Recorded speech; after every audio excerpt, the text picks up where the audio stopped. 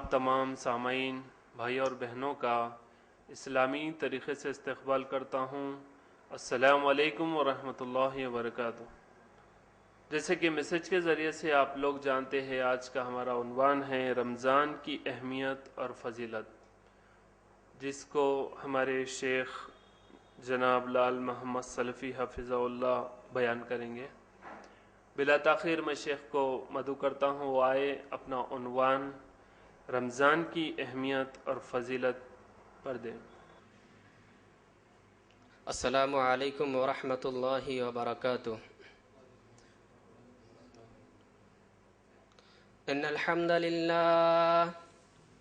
نحمده ونستعینه ونستغفره ونؤمن به ونتوکل علیہ ونعوذ باللہ من شرور انفسنا ومن سیئات اعمالنا ومن يهده الله فلا مضل له ومن يضلله فلا هادي له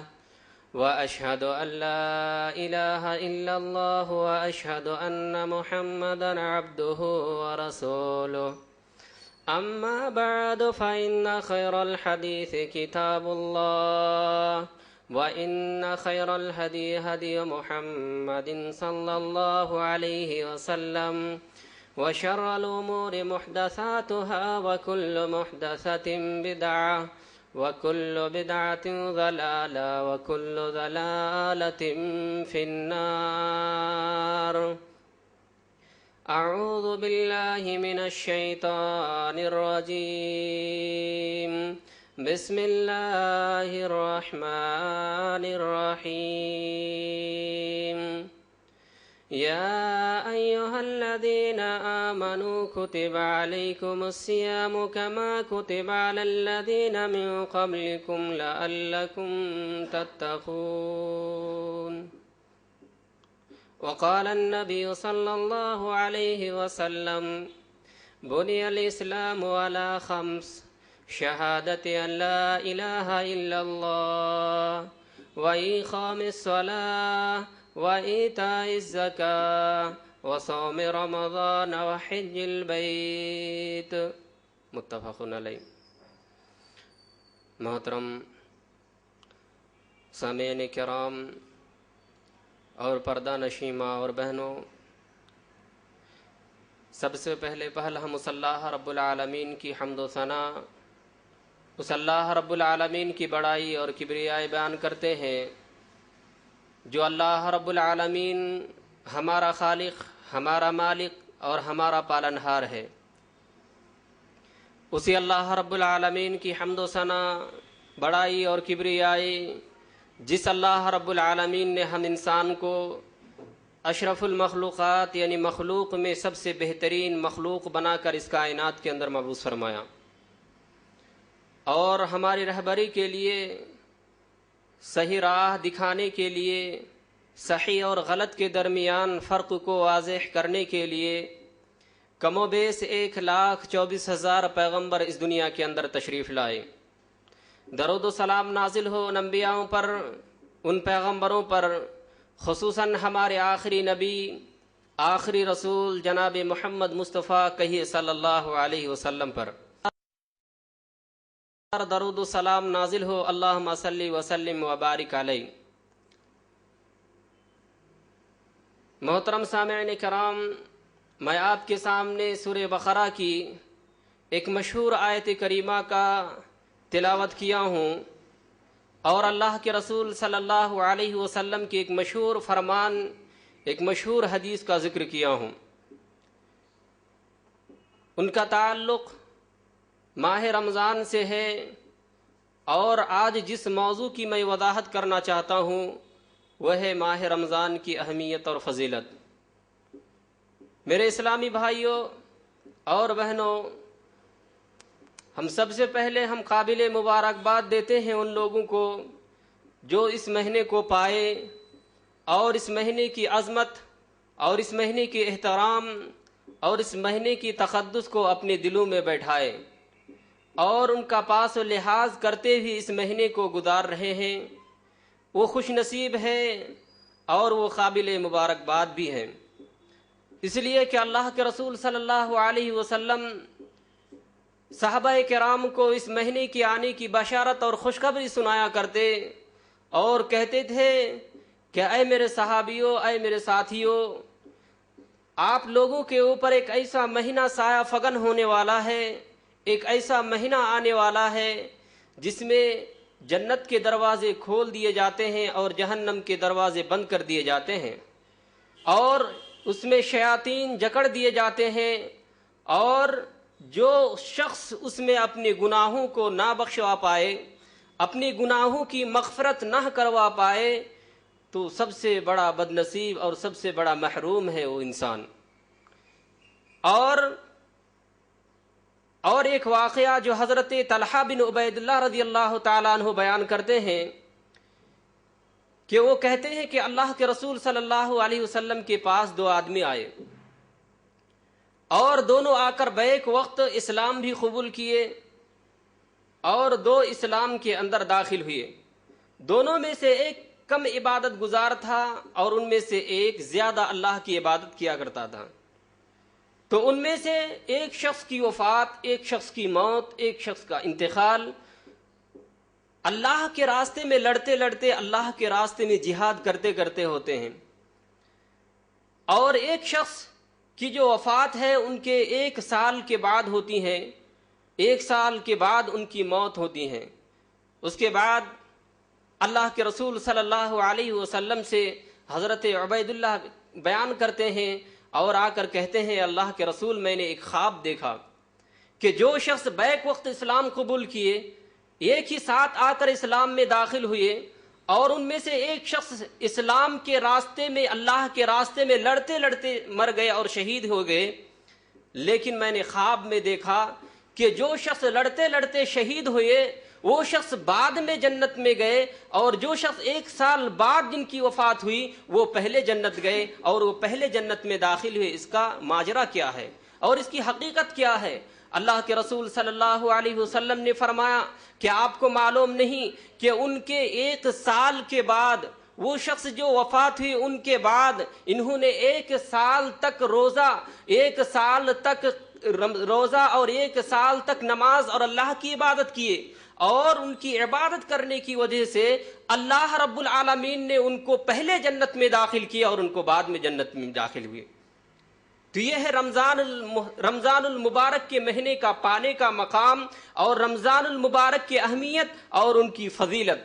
اگر کوئی شخص رمضان المبارک کے مہینے کو پاتے ہیں اور رمضان المبارک کے مہینے کو پانے کے بعد اگر یوں ہی سستی اور یوں ہی کاہلی اور غفلت سے گزار دیتے ہیں تو یقیناً وہ سب سے بڑا بد نصیب ہے۔ تو میں آئیے آپ موضوع کی طرف اور اپنے عنوان کی طرف پلٹ آتا ہوں۔ اللہ رب العالمین نے فرمایا یا ایھا الذین آمنوا کتب علیکم الصیام، اے ایمان والو تم پر رمضان المبارک کے مہینے کے روزے کو فرض کیا گیا، اور اس کے بعد پھر آگے فرمایا کہ جس طریقے سے آپ کے اوپر فرض ہوا ہے اسی طریقے سے آپ سے پہلے والے لوگ تھے ان کے اوپر بھی یہی رمضان کے روزے فرض کیے گئے۔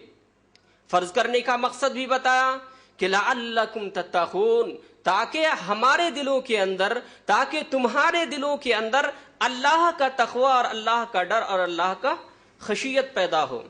اس آیت کریمہ سے ایک نقطہ میں یہ سمجھانا چاہتا ہوں، یہاں کتبہ کا میننگ یہ ہے کہ فرض، اور اس کے بعد دوسری سمجھنے کی بات یہ ہے کہ اللہ رب العالمین نے مومنوں سے خطاب کیا،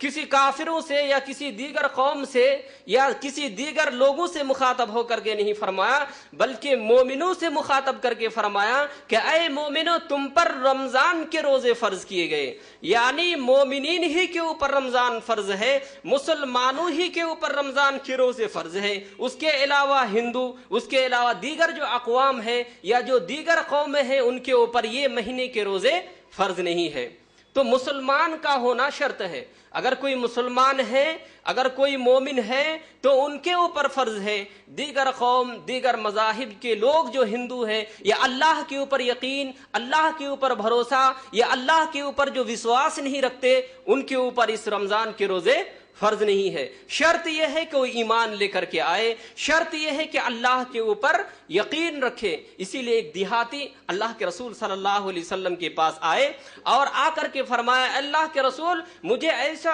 عمل بتائیے, مجھے ایسا کام بتائیے کہ میں ان کو کروں اور جنت میں داخل ہو جاؤں. تو اللہ کے رسول صلی اللہ علیہ وسلم نے فرمایا کہ اللہ رب العالمین کے اوپر ایمان لے کر آؤ, ولا تشرک باللہ, اور اللہ کے ساتھ کسی کو شریک نہ کرو. اور اس کے بعد فرمایا وتقیم الصلاۃ المفروضہ, اور اللہ رب العالمین نے جو تمہارے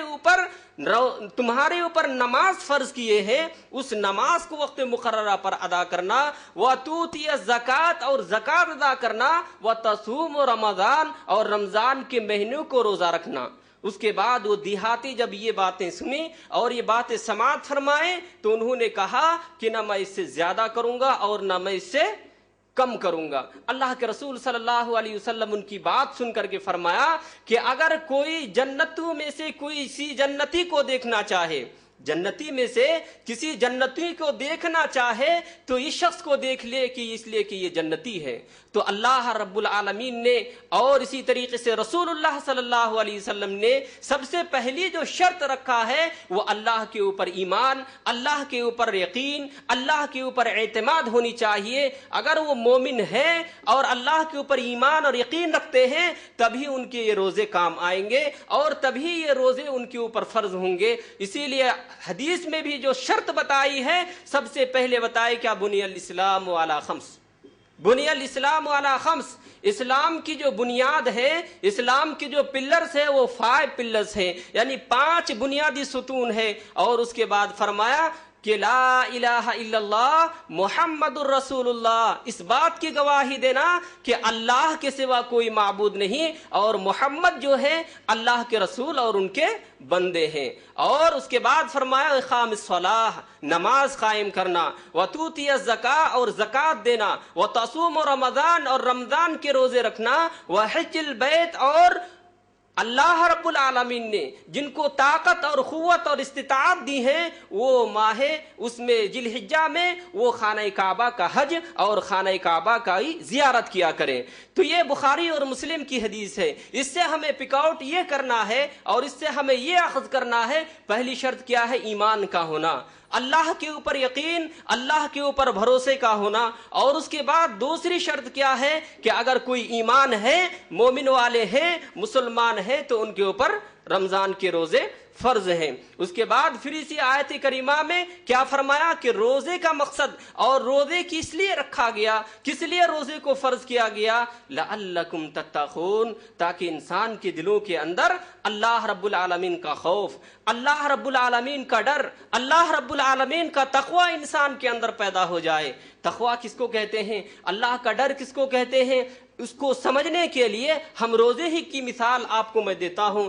روز رمضان کے مہینے جو ہمارے اوپر سایہ فگن ہے اسی کی مثال سے میں آپ کو سمجھاتا ہوں. اس لیے کہ روزہ جو ہے ان 5 عمل میں سے ایک انفرادی والا عمل ہے, ایک ممتاز اور امتیاز والا عمل ہے. اس لیے کہ جب انسان روزہ رہتا ہے, روزے کی حالت میں ہوتے ہیں تو انسان بظاہر کبھی کبھی اکیلے اور کبھی تنہائی اور کبھی کبھی ایسے کمرے میں اور ایسی جگہ میں ہوتے ہیں کہ ان کو کوئی دیکھ نہیں سکتا, ان کو کوئی دیکھ نہیں سکتا. انسان پیاسا ہے, انسان گرمی میں پیاس سے نڈھال ہے اور پیاس ان کو لگی ہوئی ہے, لیکن اللہ کا ڈر, اللہ کو حاضر, اللہ کو سامنے اور حاضر و ناظر سمجھتے ہوئے وہ اپنے حلقوم کے نیچے ایک قطرہ بھی پانی اتارنے نہیں دیتا. کیوں؟ اس لیے کہ اللہ ان کو دیکھ رہا ہے, اللہ ان کو دیکھ رہا ہے اور ان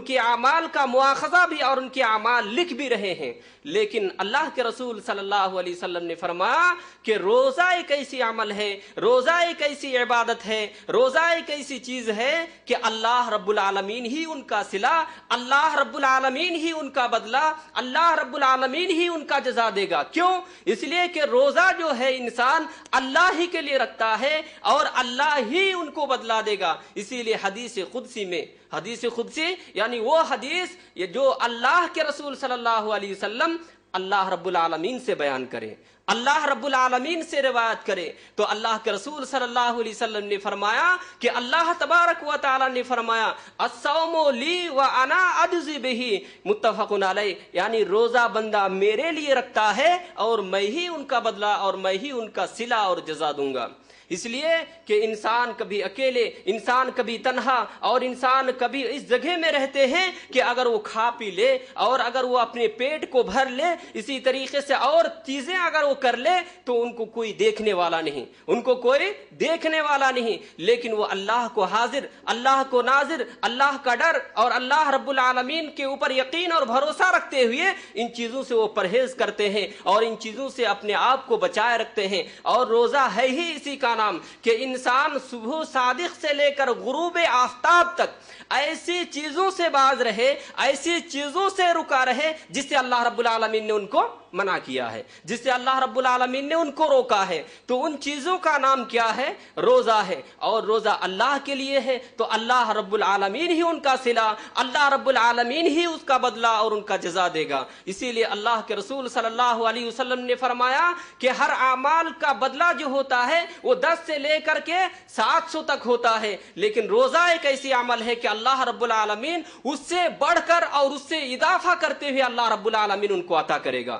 اس لیے اللہ کے رسول صلی اللہ علیہ وسلم نے فرمایا کہ اگر کوئی اللہ کو راضی کرنے کے لیے، اللہ کو خوشنودی کرنے کے لیے، اللہ کی رضامندی کے لیے اگر وہ روزہ رکھتے ہیں اور روزہ رکھتے رکھتے اگر ان کی وفات ہوئی اور ان کی موت ہوئی تو یقیناً وہ شخص جنت میں داخل ہوگا۔ اور دوسری حدیث میں اللہ کے رسول صلی اللہ علیہ وسلم نے فرمایا کہ روزے دار کی روزے کے لیے، یعنی روزے دار جو مرتے ہیں، یعنی جو صائم مرتے ہیں، جس صائم کا انتقال اور وفات ہوتی ہے، حدیث میں فرمایا اور حدیث میں یہاں تک آیا ہے کہ روزہ ان کے لیے حجت، روزہ ان کے لیے کیا کریں گے؟ حجت کریں گے، سفارش کریں گے کہ اللہ میں نے ان کو کھانے پینے سے باز رکھا اور ان کو میں نے شہوات اور خواہشات پوری کرنے سے باز رکھا، اس لیے ان کے حق میں میری سفارش کو قبول فرما۔ تو اللہ رب العالمین روزے کی سفارش کو قبول فرماتے ہوئے ان کو جنت داخل کروائے گا۔ تو کہنے کا مقصد یہ ہے میرے بھائیوں، اگر کوئی ایمان کی حالت میں اور اسی طریقے سے احتساب کی حالت میں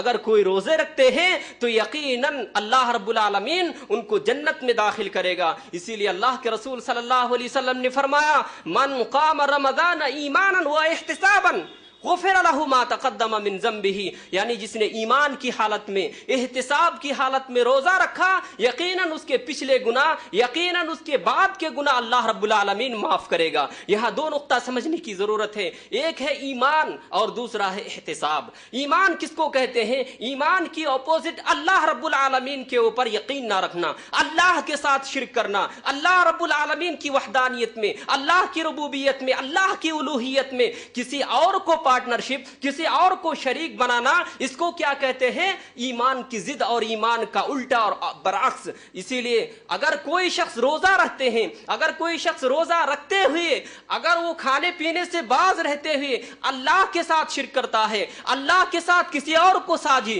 کسی اور کو پارٹنرشپ بناتا ہے، یقیناً ان کی روزہ، یقیناً ان کی عبادت قابل قبول نہیں ہوگا اور اللہ کے ہاں ان کی کوئی بھی عمل مقبول نہیں ہوگا اور کوئی بھی عمل نہ قابل قبول ہوگا۔ اس لیے ایمان کی شرط لگایا ہے کہ اگر کوئی ایمان کی حالت میں اگر کوئی روزہ رکھا وَاحْتِسَابًا، اور اللہ رب العالمین کو راضی کرنے کے لیے، اللہ رب العالمین کو خوش کرنے کے لیے اگر کوئی روزہ رکھا تو یقیناً اس کے پچھلے گناہ معاف کر دیے جائیں گے۔ احتساباً کا معنی یہ ہوتا ہے کہ اللہ کو راضی کرنے کے لیے، اللہ کو خوش کرنے کے لیے، اللہ رب العالمین کی رضامندی کے لیے رکھنا۔ اور ایک دوسرا معنی یہ ہے کہ انسان ایسے گناہ کیے کہ گناہ کرتے کرتے وہ ایسے گناہ پہ پہنچ چکا ہے، لیکن رمضان کے مہینے میں داخل ہونے کے بعد ان چیزوں سے اپنے آپ کا احتساب کرتے ہیں، اپنے نفس کا جائزہ لیتے ہیں اور اپنے محاسبہ کرتے ہیں کہ اللہ ہم جو گناہ کیے ہیں، ہم جو خطا کیے ہیں وہ ہم اب احتساب کرتے ہیں اور اس سے ہم باز رہتے ہیں، یعنی اپنی نفس کو اور اپنے دل کو اور اپنے آپ کا احتساب کرتے کرتے ہوئے ان سے باز رہتے ہیں، اور جو باز رہے گا اور جو ان چیزوں سے رکا رہے گا یقیناً اللہ ان کی مغفرت اور یقیناً اللہ رب العالمین ان کو جنت میں داخل کرے گا۔ اسی لیے روزے دار کی فضیلت کے لیے اللہ کے رسول صلی اللہ علیہ وسلم نے فرمایا ایسے لوگوں کے لیے، ایسے شخص کے لیے جنت کے 8 تو دروازے ہیں، لیکن روزے دار کے لیے ایک جنت مخصوص ہے، یقال باب الریان، ان کو باب الریان کہا جاتا ہے، جس سے صرف روزے دار ہی داخل ہوں گے، جس سے صرف صائم ہی داخل ہوں گے، اور اس کے علاوہ کوئی اس دروازے سے، کوئی اس ڈور سے کسی کو اور داخلہ، کسی اور کو انٹری نہیں ہو سکتا ہے، صرف اس سے صائم اور اس سے روزے دار ہی داخل ہوں گے۔ اس کے بعد جب روزے دار داخل ہو جائیں گے تو دروازے پھر بند کر دیا جائے گا۔ تو کہنے کا مقصد یہ ہے کہ روزے دار کی یہ فضیلت ہے، روزے دار کے لیے یہ مخصوص ہے، روزے دار کے لیے خاص ہے۔ یہ سن کر کے حضرت ابو بکر صدیق رضی اللہ تعالیٰ عنہ نے سوال کیے کہ اللہ کے رسول صلی اللہ علیہ وسلم جنت کے تو 8 دروازے ہیں، لیکن کوئی ایسا خوش نصیب انسان، کوئی ایسا خوش نصیب بندہ ہے جو جن کے لیے جنت کے 8 دروازے کھلے ہوں گے، جن کے لیے جنت کے 8 دروازے کھلے ہوئے وہ ہوں گے؟ اللہ کے رسول صلی اللہ علیہ وسلم نے فرمایا اے ابو بکر میں سمجھتا ہوں کہ وہ آپ ہی ہیں جن کے لیے جنت کے 8 دروازے کھلے ہوں گے، اور جنت کے 8 دروازے استقبال کے لیے کھلے ہوئے پائیں گے۔ حالانکہ انسان ایک ہی دروازے سے، ایک ہی ڈور سے اور ایک ہی دروازے سے داخل ہوں گے، لیکن کسی کی نیکی کا وہ مقام، کسی کی ثواب اور کسی کی اجر اور کسی کی اچھائی کا وہ مقام اللہ رب العالمین کے یہاں ہے کہ اللہ رب العالمین ان کی استقبال کے لیے، اللہ رب العالمین ان کے ویلکم اور خوش آمدید کے لیے جنت کے 8 دروازے ان کے لیے کھول دیں گے اور ان کے لیے سوغات کیا جائے گا۔ تو اس طریقے سے ہمیں بھی رمضان کے مہینے میں اللہ کی عبادت، اللہ رب العالمین کی ایسی عبادت کرنی چاہیے کہ ہم اپنے نفس کو ٹٹولیں اور اللہ رب العالمین سے اپنی گناہوں اور اپنی غلطیوں کی معافی منگوا لیں۔ اور یہ مہینہ جو ہے اللہ کے رسول صلی اللہ علیہ وسلم کی حدیث ہے کہ کل یوم ولیلۃ اعتق، ہر دن اور ہر رات جہنم سے بہت سارے جہنمیوں کی گردن کو آزاد کیا جاتا ہے، ہر دن اور ہر رات بہت سارے جہنمیوں کو آزاد کیا جاتا ہے۔ اور اللہ رب العالمین نے قرآن میں بھی فرمایا فمن زحزح عن النار، جس کو جہنم سے ہٹا دیا جائے، جس کو جہنم سے دور کر دیا جائے وہی سب سے بڑا کامیاب ہے۔ اور یقیناً انسان کی زندگی کا مقصد یہی ہے، انسان کی زندگی کا مقصد کیا ہے کہ ان کو جنت مل جائے، ان کو دوزخ سے چھٹکارا اور دوزخ سے جہنم سے نجات مل جائے۔ یہی تو انسان کی زندگی کا ایک مطلب، یہی تو ایک انسان کی زندگی کا مقصد کہ انسان کو جہنم سے نجات اور جنت میں جگہ مل جائے۔ لیکن اللہ رب العالمین نے کیا فرمایا کہ ایسے لوگوں کو جو لوگ اللہ رب العالمین کے لیے، اللہ کو راضی کرنے کے لیے روزہ رکھتے ہیں، یقیناً اللہ ان کو جنت میں جگہ دیں گا۔ اور سورہ احزاب کی وہ آیت بھی یاد کیجئے کہ ان المسلمین والمسلمات والقانتین والقانتات، اسی آیت کے آگے میں فرمایا والصائمین والصائمات، یعنی جو روزہ رکھنے والے مرد ہیں، روزہ رکھنے والے عورتیں ہیں، ان کے لیے اللہ رب العالمین نے کیا فرمایا وعد اللہ لهم اجرا عظیما، اللہ رب العالمین نے مغفرت کا اعلان کرتے ہوئے فرمایا کہ قیامت کے دن ان کے لیے بہت ہی بڑا اجر و ثواب ہے، ان کے لیے بہت بڑا اجر و ثواب ہے۔ اس لیے میرے بھائیوں اللہ کے اوپر یقین، اللہ کے اوپر بھروسہ، اللہ کے اوپر اعتماد رکھتے ہوئے، اللہ کے اوپر بھروسہ رکھتے ہوئے آپ روزہ رہیے۔ بظاہر انسان کو بھوک، بظاہر انسان کے جسم میں کچھ کمزوری اور اسی طریقے سے کچھ ضعف آتا ہے، لیکن انسان کا اگر بدن، انسان کا باڈی اور انسان کا جسم اگر کمزور ہو جائے تو اس سے کچھ فائدہ اور اس سے کچھ نہیں ہوتا جب تک کہ انسان کی روح کمزور نہ ہو جائے۔ انسان کی روح اس سے بیدار ہوتی ہے۔ انسان کے معدہ کھاتے کھاتے، انسان جب زیادہ کھاتے ہیں، انسان جب بہت زیادہ کھاتا ہے تو انسان کا جسم موٹا پن اور انسان کے جسم میں ایک طریقے سے سستی اور ایک طریقے سے کاہلی پن اور اس طریقے سے سستی پن کا مظاہرہ کرتا ہے۔ لیکن اللہ رب العالمین نے کھانے پینے سے منع نہیں کیا، بلکہ کھانے پینے کا حکم دیا ہے، لیکن اس کے طریقے اور اس کی کچھ سسٹم اور اس کی کچھ نوعیت الگ کیا ہے، اور وہ یہ ہے کہ صبح صادق سے پہلے کھائیں اور اس کے غروب آفتاب کے بعد وہ افطار کریں۔ تو میں یہ کہہ رہا تھا کہ انسان کا معدہ کھاتے کھاتے انسان کمزور بھی ہوتا ہے اور اس سے بہت زیادہ بیمار اور بہت زیادہ مرض ان کو لاحق ہوتا ہے۔ تو روزہ رکھنے کا ایک فائدہ یہ بھی ہے کہ انسان جب روزہ رہتا ہے تو ان کا معدہ کیا ہے تھوڑا کم ہوتا ہے اور ان کے معدے میں کم برڈن اور پریشر پڑتا ہے تو اس طریقے سے باقی ایام کے لیے یہ مادہ تیار ہوتا ہے اور وہ بہت زیادہ اچھے طریقے سے کام کر سکتا ہے. اسی لیے اللہ کے رسول صلی اللہ علیہ وسلم نے فرمایا الصیام جنتن، الصیام جنتن، روزہ ایک ڈھال ہے. ڈھال کا مطلب یہ ہے کہ جب کفار سے صحابہ کرام لڑنے کے لیے جاتے، جب مقابلہ اور جہاد کرنے کے لیے جاتے تو ایک ہاتھ میں ڈھال لیے رکھتے. ڈھال سے کیا کرتے؟ کفار کے وار کا دفاع کیا کرتے، اور ایک ہاتھ سے تلوار لے کر کے ان سے جہاد کیا کرتے تھے. تو ایک مطلب یہ ہوا کہ ان کو ایک طریقے پریشانی اور ایک طریقے کی دوسرے دشمنوں کی ایذا سے وہ بچ جاتے ہیں اور دشمنوں سے لڑتے بھی ہیں. تو اللہ رب العالمین نے اور اللہ کے رسول صلی اللہ علیہ وسلم نے جو فرمایا الصیام جنتن، روزہ جو ایک ڈھال ہے، اسی طریقے سے انسان کو یہ روزہ جو ہے بہت ساری برائیوں سے، بہت سارے چیزوں سے انسان کو محفوظ رکھتا ہے. مثال کے طور پر اللہ کے رسول صلی اللہ علیہ وسلم نے فرمایا کیا؟ من لم يدع قول الزور والعمل به فليس لله حاجة ان يدع طعامه وشرابه. اگر کوئی شخص روزے کی حالت میں اگر کوئی جھوٹ بولنا اور اسی طریقے سے فحش گوئی کرنا اور لڑنا اور جھگڑنا نہ چھوڑے تو ان سے کہہ دیجئے کہ ان کو اللہ کے یہاں کھانے پینے سے رکے رکھنے کی کوئی ضرورت نہیں، بلکہ وہ کھائے پیے اور گھومے. تو اس کا مطلب یہ ہوا کہ انسان کو چاہیے کہ انسان برائی سے رکے، دوسری گالی گلوچ فحش اور بے حیائی باتوں سے باز رہے. تب تو اللہ رب العالمین انسان کی گناہوں کو، انسان کی خطاؤں کو، انسان کی غلطیوں کو درگزر فرمائے گا. ورنہ آپ روزے کی حالت میں بھی ہیں، آپ اسی طریقے سے لڑے جا رہے ہیں، آپ گالی گلوچ بھی کر رہے ہیں، آپ دوسرے سے بکواس بھی کرتے ہیں. تو ایسے لوگوں کے روزے، ایسے لوگوں کی صیام اللہ کے ہاں کوئی کام نہیں آئے گا. اس لیے آپ اپنے ہاتھ کو، آپ اپنے آنکھ کو، آپ اپنے کان کو، اسی طریقے سے آپ اپنے پیر کو ایسے گناہوں سے بچائیے، ایسے گناہوں سے اپنے آپ کو باز رکھے جو روزے کی حالت میں آپ کو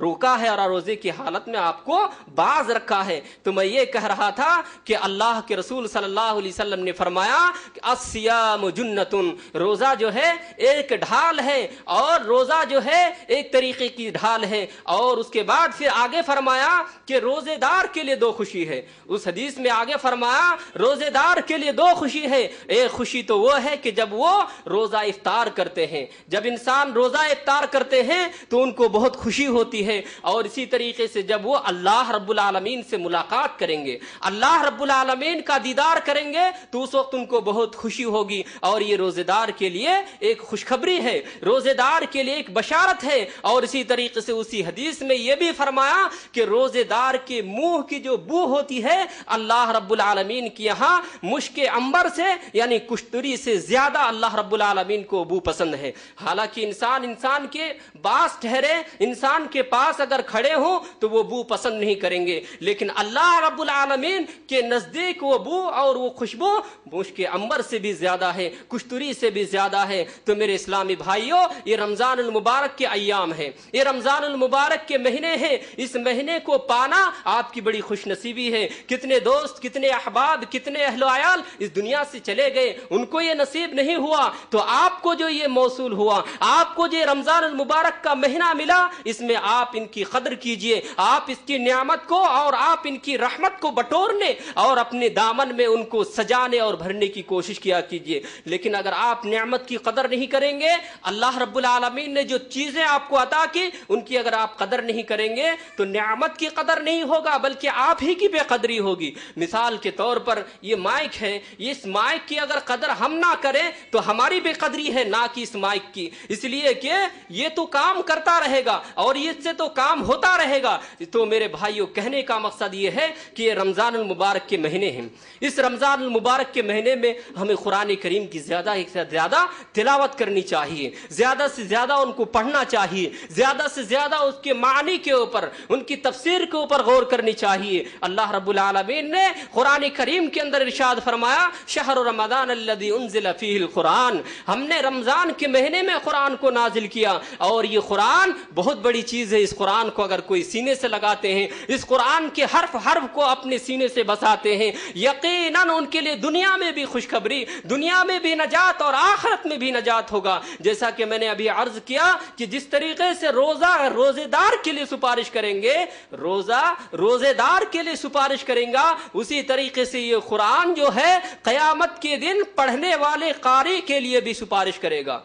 پڑھنے والے قاریوں کے لیے بھی سفارش کرے گا. اس لیے یہ قرآن جو ہے ایک زندہ جاوید معجزہ ہے. اس قرآن کو پڑھیے, اس قرآن کو سیکھیے, اور سیکھنے کے بعد اس کے احکام اور اس کے قوانین اور اس کے اصول کو اپنی زندگی کے اوپر لاگو کرنے کی کوشش کیجیے. اس لیے کہ قرآن قیامت کے دن آپ کے حق میں سفارش کرے گا. اور اللہ رب العالمین نے اسی قرآن کی فضیلت اور اہمیت کو اجاگر کرتے ہوئے فرمایا کہ اس قرآن میں کیا ہے, لوگوں کے لیے شفا ہے, اور اس طریقے سے بہت ساری چیزیں اس کے لیے ہے. اور جو قرآن کریم پڑھتے ہیں, اللہ رب العالمین نے فرمایا کہ اس کے اوپر کیا ہوتے ہیں, رحمت کے فرشتے اترتے ہیں, رحمت کے فرشتے اترتے ہیں, اور رحمت کے فرشتے ان کو ڈھانپ لیتے ہیں. تو میرے بھائیوں, یہ قرآن کریم پڑھیے اور اس قرآن کریم کو سمجھنے کی کوشش کیجیے. میں سمجھتا ہوں اس لائبریری میں بھی کسی قرآ کا اہتمام کیا جاتا ہے جو تجوید سے قرآن کو پڑھاتے ہیں اور لوگوں کو سکھاتے ہیں. اس لیے کہ اللہ کے رسول صلی اللہ علیہ وسلم نے فرمایا, خیرکم من تعلم القرآن وعلمہ, یعنی جو شخص قرآن پڑھتا ہے اور لوگوں کو پڑھاتے ہیں, جو شخص قرآن سیکھا اور لوگوں کو سکھا, سب سے بہترین انسان وہ ہے. اس لیے اس قرآن کو پڑھیے. رمضان کے مہینے میں اس کو نازل کیا گیا, اور اس کے بعد پھر اللہ رب العالمین نے فرمایا, اسی آیت کریمہ کے اندر فرمایا کہ اس قرآن کریم کے اندر لوگوں کے لیے ہدایت ہے, لوگوں کے لیے ہدایت ہے. آج لوگ ہدایت حاصل کرنے کے لیے پتہ نہیں کہاں کہاں کا رخ کرتے ہیں اور کس جگہ کا رخ کرتے ہیں, اللہ عالم. لیکن اللہ رب العالمین نے اس قرآن کو نازل کیا امت مسلمہ کے لیے, جو تمام کائنات والوں کے لیے اس میں ہدایت ہے اور تمام کائنات والوں کے لیے اس میں شفا ہے. لیکن آج اس قرآن کو پڑھتے نہیں, اس کے مفہوم اور معنی کے اوپر غور نہیں کرتے. تو میں آپ کو اس مجلس میں یہ دعوت دینا چاہتا ہوں کہ آپ قرآن کو رمضان میں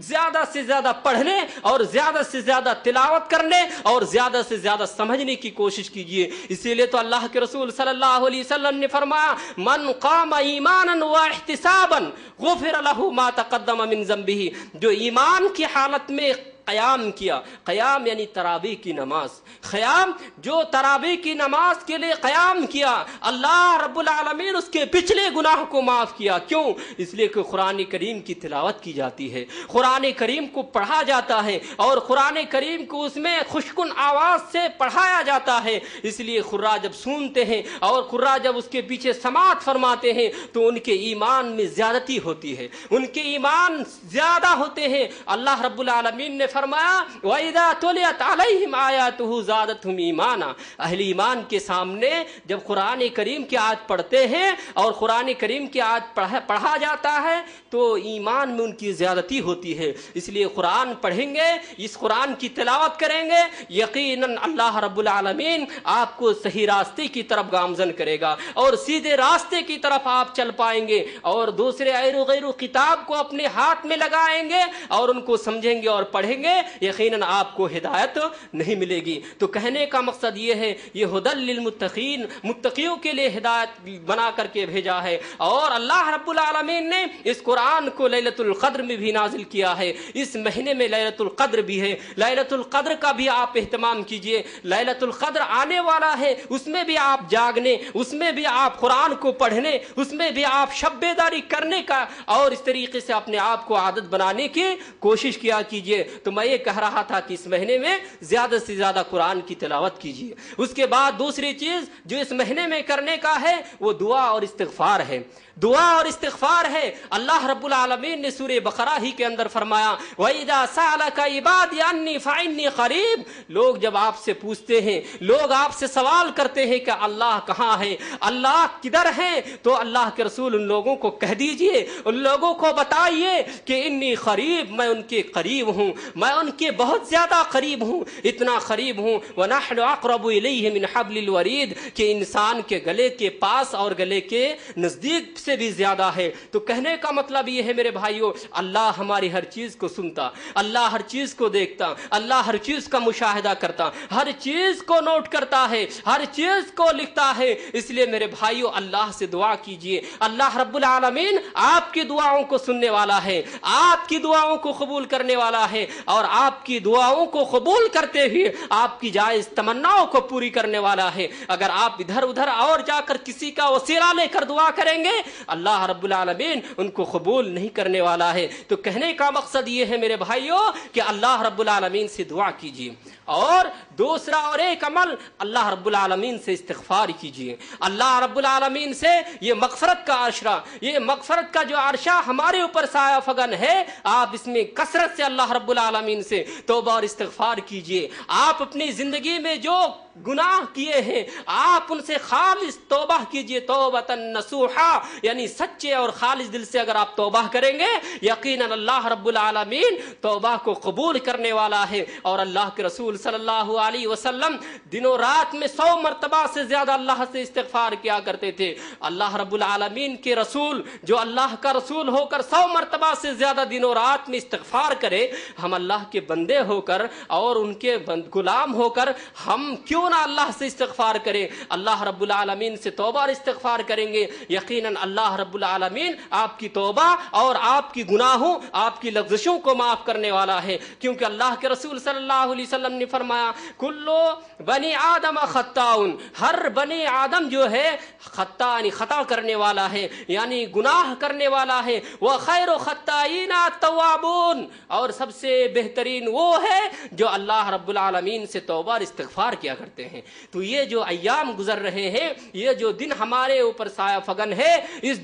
دن میں ہم زیادہ سے زیادہ توبہ اور استغفار کریں اور اپنی گناہوں کی معافی مانگیں، یقیناً اللہ رب العالمین معاف کرنے والا ہے۔ اللہ کے رسول صلی اللہ علیہ وسلم نے فرمایا کہ جب بندہ اللہ سے سوال نہیں کرتا ہے، اللہ سے دعا نہیں کرتا ہے، تو یقیناً اللہ رب العالمین اس بندے سے ناراض ہوتے ہیں، اس بندے سے ناراض ہوتے ہیں۔ لیکن انسان سے اب اگر آپ سوال کریں گے، انسان سے اگر آپ مانگیں گے تو انسان غصہ اور ناراض ہوگا، لیکن اللہ کیا کہتا ہے؟ اللہ کہتے ہیں کہ اگر کوئی بندہ مجھ سے سوال نہیں کرتا اور مجھ سے دعا نہیں کرتا تو میں ان سے ناراض ہوتا ہوں۔ اس لیے کہ دعا عبادت کا مغز ہے، دعا عبادت کی روح ہے، الدعاء مخ العبادہ، الدعاء هو العبادہ، دعا عبادت کی مغز ہے، دعا ہی عبادت ہے۔ اس لیے اللہ رب العالمین سے دعا اور استغفار کیجیے، اللہ رب العالمین سے مناجات کیجیے، اور اسی طریقے سے رمضان کے مہینے میں جو آپ قیام کریں گے، رمضان کے مہینے میں جو آپ قیام اللیل کا اہتمام کریں گے، یقیناً آپ کو ان کا ثواب، آپ کو ان کا اجر، آپ کو ان کا صلہ آپ کو ضرور ملے گا۔ اور اسی طریقے سے میرے بھائیوں اللہ کے رسول صلی اللہ علیہ وسلم نے فرمایا، اللہ کے رسول صلی اللہ علیہ وسلم نے کیا فرمایا؟ روزے دار کی خوشخبری کے لیے، روزے دار کی بشارت کے لیے، اور روزے دار کو ایک طریقے سے خوشخبری سناتے ہوئے فرمایا کہ اے روزے داروں، ہم آسمانی دنیا سے تہائی رات کو ہم اتر آتے ہیں، تہائی رات کو اتر آتے ہیں، اور جب انسان قیام اللیل کا اہتمام کرتے ہیں، قیام اللیل کو کھڑے ہوتے ہیں، شب بیداری کرتے ہیں، تو اس وقت جو دعا کرتے ہیں، اس وقت جو اللہ سے مانگتے ہیں، تو ان کی دعا اور اللہ رب العالمین کا فریاد ان سے ٹکراتی ہے اور ان کی دعائیں قبول ہوتی ہے۔ اس لیے اللہ کے رسول صلی اللہ علیہ وسلم نے فرمایا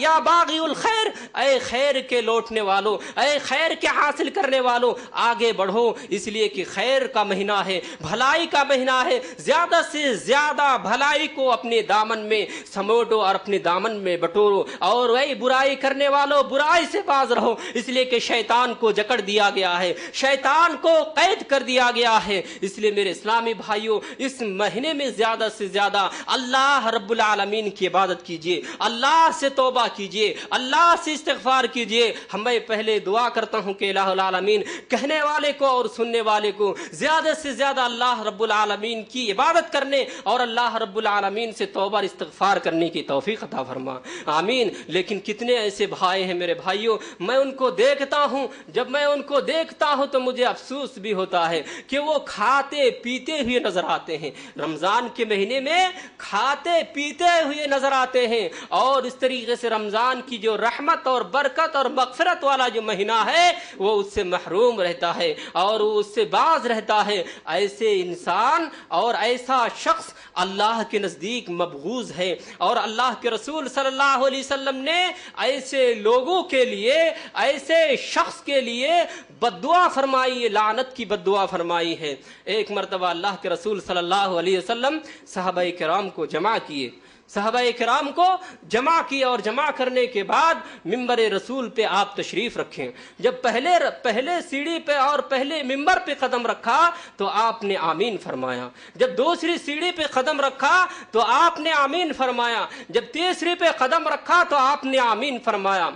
جب خطبہ مکمل ہو گیا تو صحابہ کرام نے اللہ کے رسول صلی اللہ علیہ وسلم سے سوال کیے کہ اللہ کے رسول، ہم آپ سے آج ایک خلاف معمول چیز ہم نے دیکھا، وہ کیا کہ جب آپ ممبر پر قدم رکھ رہے تھے آپ آمین آمین کہتے جا رہے تھے۔ اللہ کے رسول صلی اللہ علیہ وسلم نے فرمایا، ہاں میں ایک چیز یہ کہہ رہا تھا کہ میرے پاس جبریل امین تشریف لائے تھے۔ کون؟ جبریل امین تشریف لائے تھے، اور میں ان کے لیے بد دعا کر رہا تھا کہ ان میں سے وہ ایک شخص تھا کہ جو رمضان کے مہینے کو پائے اور رمضان کے مہینے کو پا کر کے اللہ رب العالمین سے اپنی گناہوں کی معافی اور اپنی گناہوں کی بخشش نہ کروا پائے۔ اسی طریقے سے دوسرا وہ شخص تھا کہ جو اللہ کے رسول صلی اللہ علیہ وسلم کا نام لیا جائے اور ان کے اوپر درود نہ بھیجے۔ اس لیے میرے بھائیوں، جب بھی اللہ کے رسول کا نام آئے تو صلی اللہ علیہ وسلم پڑھا کرو۔ ایک مرتبہ درود بھیجنا اللہ کے 10 رحمتوں کا مستحق بن جانا ہے۔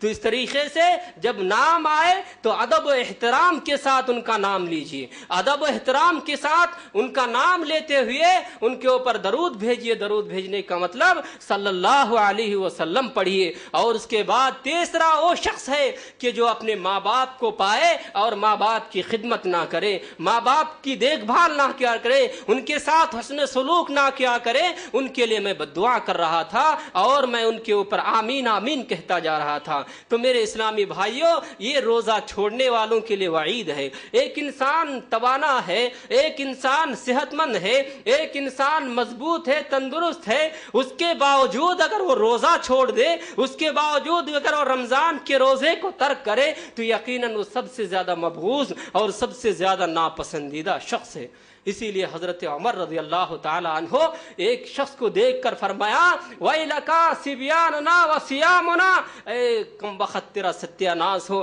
ہمارے چھوٹے چھوٹے بچے روزے ہیں اور تم کھاتے پیتے نظر آتے ہو۔ حضرت عمر رضی اللہ تعالی عنہ نے ان کو درے لگایا، اور درے لگا کر بعض روایت میں آتا ہے کہ ان کو وہاں سے جلاوطن بھی کر دیا، یعنی ان کو وہاں سے بھگا دیا۔ تو اس طریقے سے آج ہمارے اندر ایسے ایمان اور ایسی قوت اور ایسی ایمانی روح بیدار کرنے کی ضرورت ہے کہ ہم اللہ کو راضی رکھنے کے لیے، اللہ کو خوشنودی کرنے، اللہ کو خوش کرنے کے لیے ہم ایسے ایسے اعمال کریں جس اعمال سے اللہ رب العالمین خوش ہو کر ہمیں جنت عطا کر دے۔ الہ العالمین، ہم اللہ سے دعا کرتے ہیں کہ الہ العالمین ہمیں اس رمضان المبارک کے ایام میں زیادہ سے زیادہ عبادت کرنے، زیادہ سے زیادہ تلاوت کرنے، زیادہ سے زیادہ قیام اور زیادہ سے زیادہ توبہ اور استغفار کرنے کی اللہ توفیق عطا فرما۔ الہ العالمین ہمیں جب تک زندگی ملے ایمان اسلام کی زندگی نصیب فرما۔ الہ العالمین جو لوگ اس دنیا میں پریشان حال ہیں، اللہ جو لوگ اس دنیا میں تکلیف ہیں، اللہ ان کی تکلیفوں کو، اللہ ان کی پریشانیوں کو، اللہ ان کی مصیبتوں کو دور فرما۔ الہ العالمین ان کی زندگی میں خوشحال عطا فرما۔ الہ العالمین جو بیمار ہیں اللہ تو ان کو شفائے کاملہ دائمہ عاجلہ عطا فرما۔ الہ العالمین ہماری قیام، ہمارے صیام یعنی ہماری قیام اللیل کو اور ہمارے روزے کو اللہ قبول فرما۔ الہ العالمین ہماری ماں اور بہنوں کو بھی اللہ زیادہ سے زیادہ قرآن کریم کی تلاوت کرنے اور احکام شریعہ کی پابندی کرنے کی توفیق عطا فرما۔ آمین وتب علینا انک انت التواب الرحیم۔ السلام علیکم ورحمۃ اللہ وبرکاتہ۔ جزاک اللہ خیر۔ یہ تھے آج کے مقرر ہمارے جناب لال محمد سلفی حفظہ اللہ۔ سبحان ربک رب العزت عما یصفون وسلام علی المرسلین والحمد للہ رب العالمین۔ والسلام علیکم ورحمۃ اللہ وبرکاتہ۔ اللہ اللہ اللہ اللہ اللہ